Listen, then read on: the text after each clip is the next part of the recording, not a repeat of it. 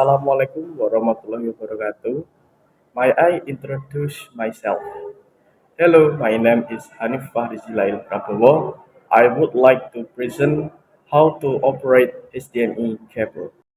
First, gather all the necessary equipment, your HDMI cable, the device you want to connect, such as a laptop, gaming console, or DVD player.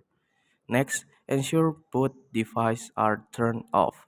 Then, locate the HDMI port on both devices. After that, take one end of the HDMI cable and plug it into the HDMI output port of your device. Next, plug the other end of the HDMI cable into the HDMI input port of your display device. Once connected, turn on both devices.